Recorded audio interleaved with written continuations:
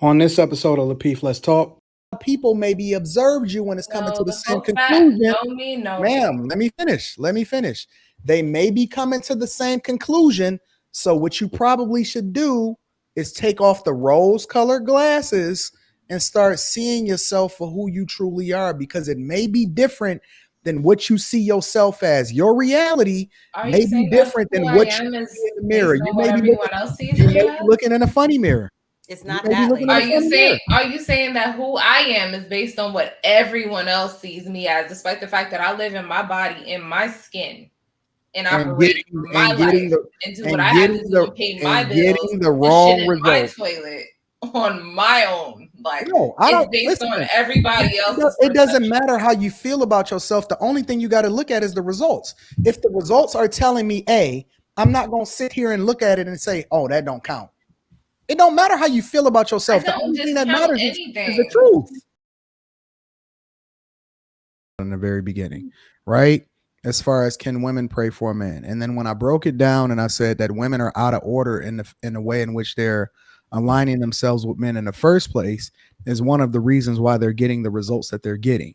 So what I'm saying is that the issue that you may be having is that you are what you attract, right? But then at the same time, when you start to pay attention to why you're attracting it, it may be because you're out of order and how it is that you're getting these men in the first place. No, see, people like to use that secret thing, right? You are what you attract, but you also attract what needs you. So let's not try to make it seem like you're only what you attract. You're also you exactly are what you attract. You are what you attract, but you also attract what needs you. You attract what you need, just like people attract what needs you. Like we can't. Just because you flip the words back and forth don't mean that is more valid. Like that's not true. What's not true? So you're telling me that in the scheme of things, no, man, you're only attracting what you are and not what. Let me give you an example. Attracting what needs you could be for a moment. A guy could want to get his nut off. That's all he needs you for. That don't mean that he's necessarily going to marry you. On the flip side, no guy is going to go out and marry something that he's not, you know what I'm saying, on the same level as, right? Or something that he can see himself with for the rest of his life. So my point is that when we're talking about attraction and you're talking about a marriage, it's two different things.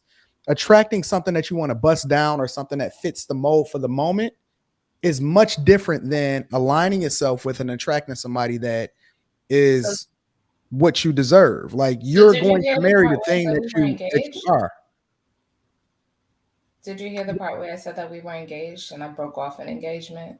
Because correct, but you were engaged to a toxic person, which means that you may be a reflection of the thing you attract, maybe not in the way that it was abusive physically, if it was physical, but you attracted a toxic person, which means that you need to look in the mirror and figure out what it is that you're doing wrong, that you're attracting these wrong people, instead of looking out the window and saying everything is wrong with them. So then did you hear when I said that I was intentionally single, intentionally working on me, intentionally spending time with me, intentionally? But it doesn't matter if you hear that part? You can work on you all you want. But the first way in breaking a cycle is that you have to be honest with yourself and take responsibility and accountability for who you are and why you in that position in the first place. It doesn't matter all of the stuff that you want to do. You can put all. I did hear it. But what I didn't hear you do is take responsibility for who you are. You didn't say that part. What do you mean I didn't take? I'm sorry, Kayla, but how did I not take responsibility? And how? Okay, so first of all, how do you take responsibility for who you are? That's the first question I want to know. I want you to answer, please, if you don't. How do you take responsibility for who you are? Yeah. All you got to do is take inventory of what you attract. If everybody, listen, this is easy. Okay, and I'm gonna answer your question really quick. I'm gonna answer your question. As an attractive woman, do you think that every? I'm gonna answer your question. As an attractive woman, do you think that every guy that comes up to you, that tries to talk to you, that you attract, is a reflection of you? Yes. Or it's just a reflection that you're attractive and that's what men do? No, because you can very much. I'll give you an example. That's okay. Wait. Let me give you an example, Kayla, and now tell me if I'm wrong, right? As a man, if I was single today and I was open to the possibility of a wife, if I see a chick that look like she for the streets and dress like she for the streets, no matter how attractive she is, I'm not going to approach her because she don't fit the criteria of a person that's of my stature. On the flip side, she may be beautiful and she dressed like she for the streets. And it's the dudes that's looking for the chicks that's for the streets because they want to bust her down for a moment. They going to be attracted to her and they the ones that's going to approach her. That specifically answers your question in those two examples. But Anton, and you're to that defense, hold on real quick, Kayla, to that point, I could very much be presenting myself as, like you said, I'm presenting myself. It's almost like you're saying I'm a fraud, essentially. I'm presenting myself a certain way. I present myself as though I'm God's gift to whatever, but I'm not. So it's not just the women that present themselves like quote unquote hoes. There are some women that dress certain ways, but aren't necessarily promiscuous, aren't necessarily whatever. And then there are certain women that present themselves as wholesome and as godly and as perfect, but they're fronting. So like it's the same thing with the dudes. Like there are dudes that will present themselves. You're still talking about the dudes and we talking about the women. You can't conflate the argument. About the women. Like even with the women, I know plenty of honest women that have dealt with very toxic men. They don't walk around looking like streetwalkers. They walk around looking very professional. And they still have dealt with men that are very toxic.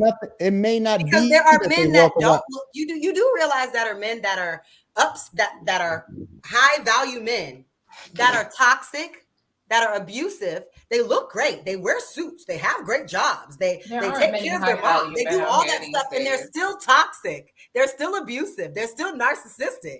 So trying to act like the image of you is a full representation of who you are as a person. We know that's not true. It's not. It's not, because we see that on this platform. People come on here, all types of people calling. Not for nothing. Doing all types of things. Literally, it seems like ma'am.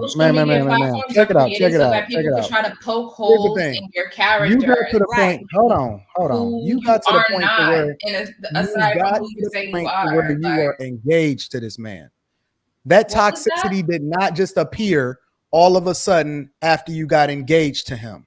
No, the engagement was a band-aid over a bullet wound, which is why I called it off and didn't decide to marry him. And I realized that.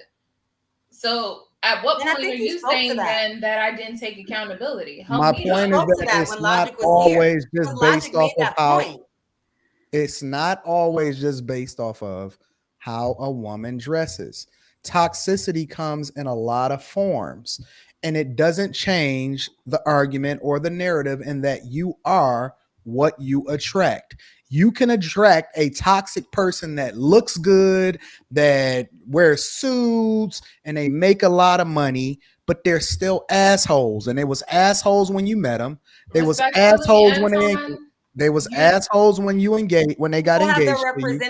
People have their representative out for months. I typically agree with what you're saying, but you know what? I'm used to being misunderstood, and I'm used to being looked at a certain way. Like I got female friends. Well, then listen. If you're shoes and blah blah blah. If you're used to being looked at a specific way, if you used to being looked at a specific way, the thing is that I don't care. I know me. It's a possibility that you may be running in the victim Olympics when you say something like, "Well, they don't know me."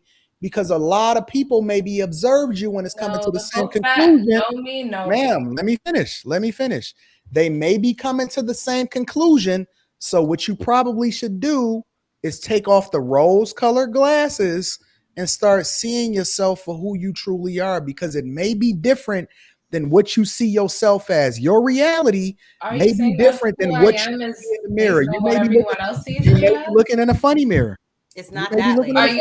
Are you saying that who I am is based on what everyone else sees me as, despite the fact that I live in my body, in my skin, and operate my life and do what I have to do and pay my bills, getting the wrong result, my toilet on my own? Like, no, it's based on everybody else. It doesn't matter how you feel about yourself. The only thing you got to look at is the results.